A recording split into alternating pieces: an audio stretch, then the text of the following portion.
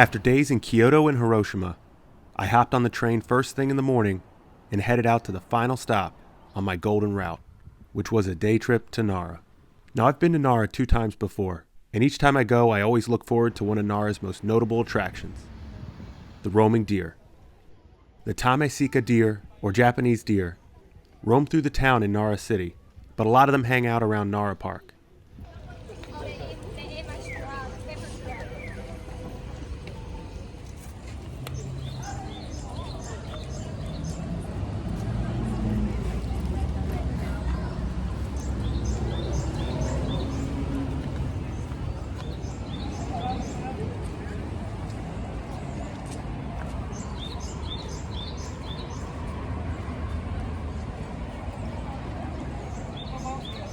What's nice is that for around 200 yen you can purchase deer crackers and spend your time walking around and feeding the deer. And if you're hungry yourself, they make a nice snack. It's not bad. One of the cool things about the deer in Nara is that some of them have learned how to bow in order to receive crackers. Okay, well, maybe not this little guy. There we go. This guy understands. Even though they all seem to look friendly, some of the deer can be a bit forceful when it comes to eating the crackers.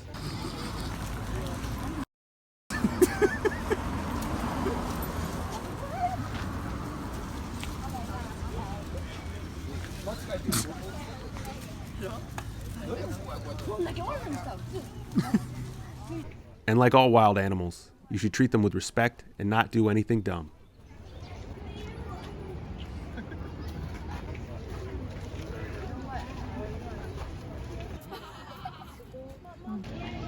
Another interesting fact about the crackers is that they are wrapped in rice paper, which is also edible. So it really prevents anything from going to waste. We have a following one.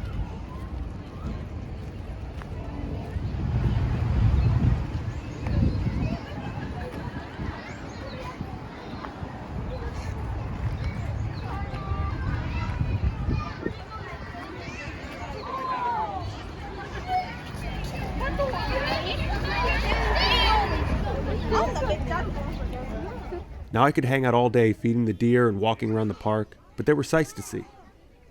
The first sight on my trip to Nara was the Todai-ji, or Great Eastern Temple. This temple was originally constructed in the year 752, but has had several reconstructions since then. One of the most significant parts of the temple is the Todai-ji main hall. This building held the record at one point as the world's largest wooden building, until the mid-1900s. What's in this building, you ask? Well, it houses one of the world's largest bronze statues of Buddha. The Buddha's height is 15 meters tall, and it weighs over 500 tons.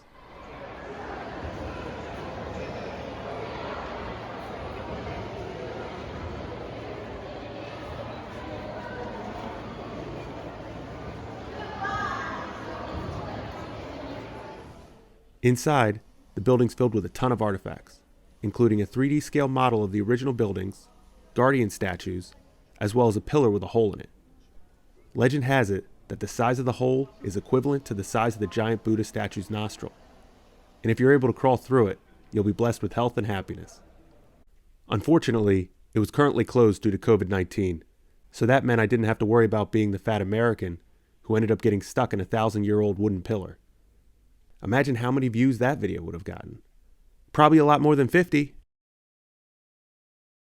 After seeing the great Buddha statue, I spent some more time feeding the deer.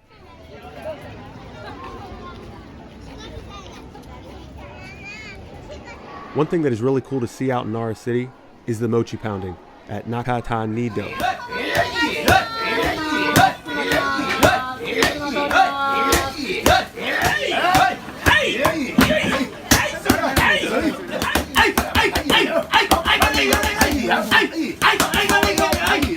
It usually draws quite a crowd, so make sure you get a good spot to view it. Otherwise, your view is going to look something like this.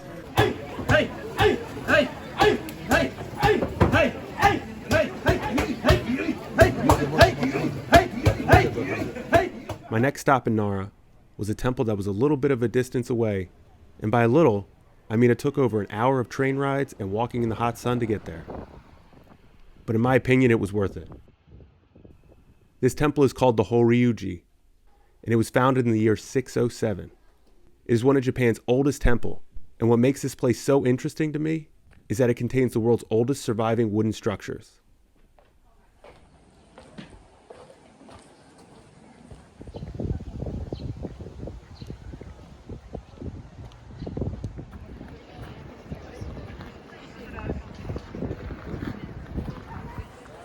This 5-story pagoda stands over 32 meters high, and the wood used in the central pillar of the pagoda has been estimated through tree ring dating to have been felled in the year 594.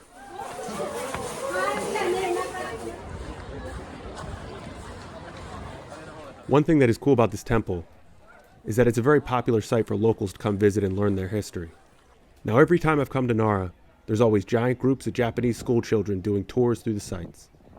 And sometimes, based on my clothing and height, you might often confuse me as one of them. That's me.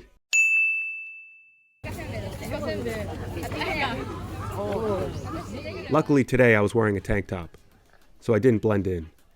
In fact, some of the kids that I won't be showing on video were pointing and flexing at me as I walked around some of these amazing historic structures. I just can't imagine being a young kid and going to this amazing historic place, and then coming home and telling my family about this super muscular American that I saw. That truly must be a memorable experience. Anyway, after spending all day in the sun, it was time to head back to Tokyo for more adventures. That's all for this video. Thanks for watching. I'll see you next time.